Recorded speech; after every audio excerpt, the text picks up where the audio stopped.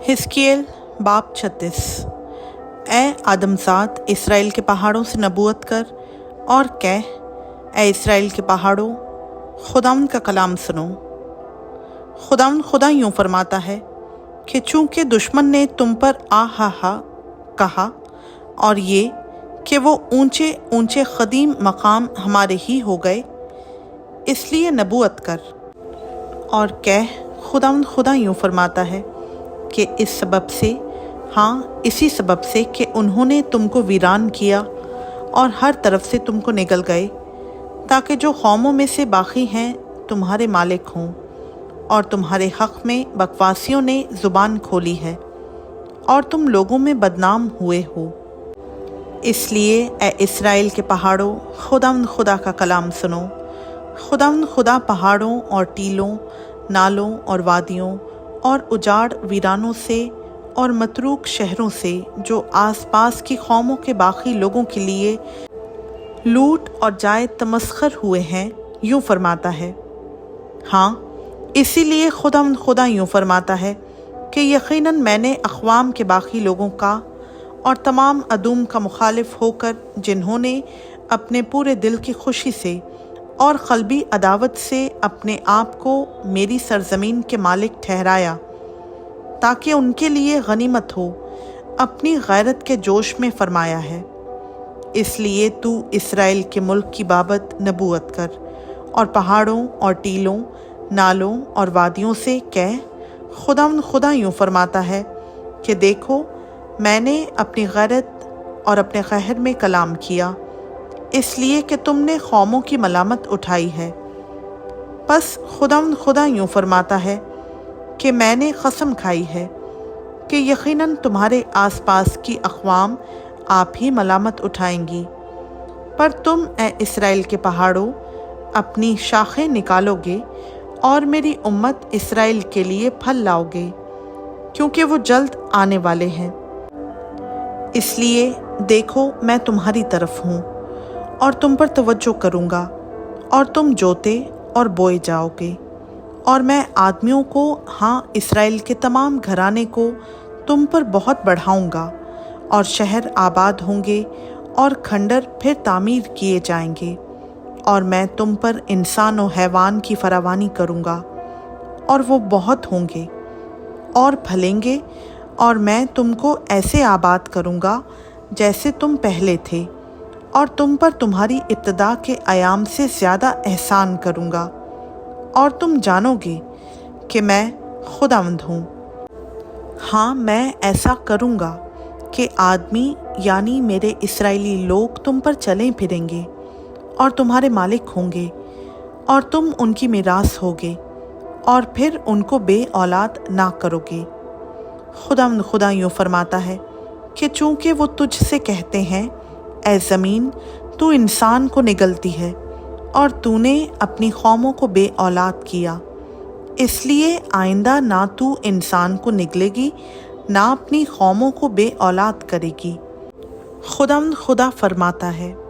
और मैं ऐसा करूँगा कि लोग तुझ पर कभी दीगर अक़वाम का ताना ना सुनेंगे, और तू कौमों की मलामत ना उठाएगी, और फिर अपने लोगों की लग़ज़िश का बाइस ना होगी। खुदावंद खुदा फरमाता है। और खुदावंद का कलाम मुझ पर नाज़िल हुआ कि ए आदमजात, जब बनी इसराइल अपने मुल्क में बसते थे, उन्होंने अपनी रविश और अपने अमाल से उसको नापाक किया। उनकी रविश मेरे नज़दीक औरत की नापाकी की हालत की मानंद थी। इसलिए मैंने उस खून रेज़ी के सबब से जो उन्होंने उस मुल्क में की थी, और उन बुतों के सबब से जिनसे उन्होंने उसे नापाक किया था, अपना कहर उन पर नाजिल किया, और मैंने उनको कौमों में परागंदा किया, और वो मुल्कों में तितर बितर हो गए, और उनकी रविश और उनके अमाल के मुताबिक मैंने उनकी अदालत की। और जब वो दीगर अक़वाम के दरमियान जहाँ जहाँ वो गए थे पहुँचे, तो उन्होंने मेरे मुक़द्दस नाम को नापाक किया, क्योंकि लोग उनकी बाबत कहते थे कि ये खुदावंद के लोग हैं और उसके मुल्क से निकल आए हैं, لیکن مجھے اپنے پاک نام پر جس کو بنی اسرائیل نے ان قوموں کے درمیان جہاں وہ گئے تھے ناپاک کیا افسوس ہوا۔ اس لیے تو بنی اسرائیل سے کہہ دے کہ خدا یوں فرماتا ہے کہ اے بنی اسرائیل، تمہاری خاطر نہیں بلکہ اپنے مقدس نام کی خاطر جس کو تم نے ان قوموں کے درمیان جہاں تم گئے تھے ناپاک کیا، یہ کرتا ہوں۔ میں اپنے بزرگ نام کی جو قوموں کے درمیان ناپاک کیا گیا جس کو تم نے ان کے درمیان ناپاک کیا تھا تقدیس کروں گا، اور جب ان کی آنکھوں کے سامنے تم سے میری تقدیس ہوگی تب وہ قومیں جانیں گی کہ میں خداوند ہوں، خدا فرماتا ہے، کیونکہ میں تم کو ان قوموں میں سے نکال لوں گا اور تمام ملکوں میں سے فراہم کروں گا اور تم کو تمہارے وطن میں واپس لاؤں گا۔ تب تم پر صاف پانی چھڑکوں گا اور تم پاک صاف ہوگے،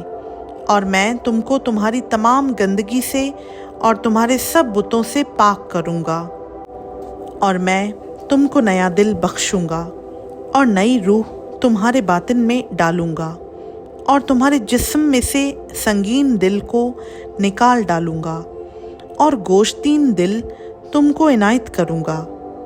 اور میں اپنی روح تمہارے باطن میں ڈالوں گا اور تم سے اپنے آئین کی پیروی کراؤں گا، اور تم میرے احکام پر عمل کرو گے اور ان کو بجا لاؤ گے، اور تم اس ملک میں جو میں نے تمہارے باپ دادا کو دیا سکونت کرو گے، اور تم میرے لوگ ہوگے اور میں تمہارا خدا ہوں گا، اور میں تم کو تمہاری تمام ناپاکی سے چھڑاؤں گا اور اناج منگواؤں گا اور افراط بخشوں گا اور تم پر قحط نہ بھیجوں گا، اور میں درخت کے پھلوں میں اور کھیت کے حاصل میں افزائش بخشوں گا، یہاں تک کہ تم آئندہ کو قوموں کے درمیان قحط کے سبب سے ملامت نہ اٹھاؤ گے۔ تب تم اپنی بری روش اور بدعمالی کو یاد کرو گے اور اپنی بدکرداری و مکروہات کے سبب سے اپنی نظر میں گھنونے ٹھہرو گے۔ میں یہ تمہاری خاطر نہیں کرتا ہوں، خدا فرماتا ہے، یہ تم کو یاد رہے۔ تم اپنی راہوں کے سبب سے خجالت اٹھاؤ اور شرمندہ ہو، اے بنی اسرائیل۔ خدا یوں فرماتا ہے کہ جس دن میں تم کو تمہاری تمام بدکرداری سے پاک کروں گا، اسی دن تم کو تمہارے شہروں میں بساؤں گا اور تمہارے کھنڈر تعمیر ہو جائیں گے، اور وہ ویران زمین جو تمام راہ گزروں کی نظروں میں ویران پڑی تھی جوتی جائے گی، اور وہ کہیں گے